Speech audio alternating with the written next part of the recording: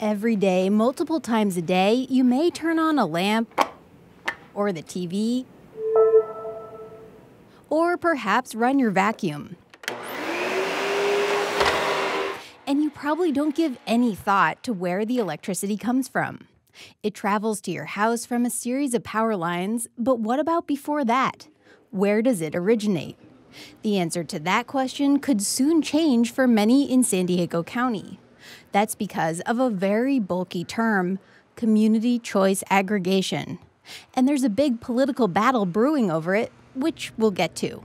But first, what does it mean? What is community choice aggregation?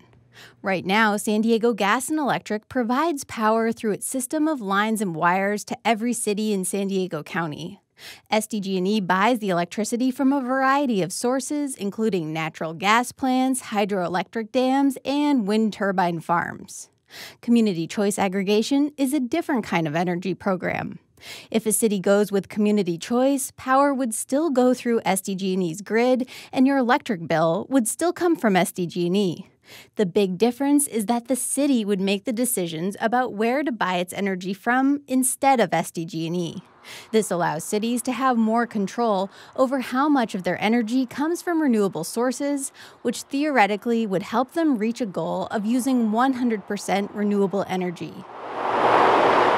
Several cities and counties across the state have also considered moving forward with community choice. Solana Beach recently decided to try out the program. So San Diego is actually ahead of the curve, trying to reach the long-term goal of 100% renewable energy by 2035. So we're excited to get the Main Street Alliance of San Diego, which represents 250 small businesses in San Diego. Nicole Kapritz has been working on community choice aggregation for a long time. She runs the environmental advocacy group Climate Action Campaign. I'd say this was probably back in 2013 when I first heard community choice emerging as kind of one of these climate change solutions that everyone was talking about. Kapritz wrote the original version of San Diego's Climate Action Plan and included community choice as the way to get to 100% renewable energy. She's been waiting for the results of this feasibility study for a long time, which the city contracted and paid for. So what we expect to happen on Thursday is to have confirmed that community choice is a viable and feasible program model for the city of San Diego that will save all customers' rates, that will allow us to have local control over our energy future, that will finally inject competition into the marketplace, and will give us that, kind of confidence that we're going to need that we can actually hit this 100% clean energy target. The head of Sempra Services, the lobbying arm of SDG&E, declined to be interviewed about the study until it comes out.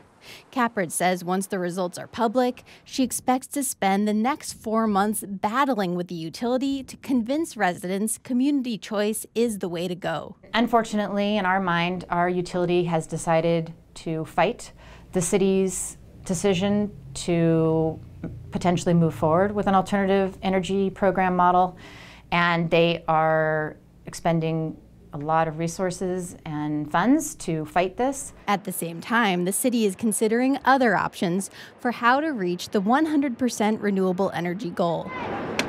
There is no one silver bullet to get to 100% renewable electricity. Cody Hooven is the city's sustainability manager, who's in charge of making sure the city reaches that goal. It's going to take some creativity and a lot of being open to new ideas. So no matter which pathway we choose, it's going to take a combination of solutions. The city will get alternative proposals to community choice this month and then review them along with the community choice study. It will hold a series of workshops to inform residents about potential energy program changes, and then the city council will vote on whether to go with community choice this January. Claire Trageser, KPBS News.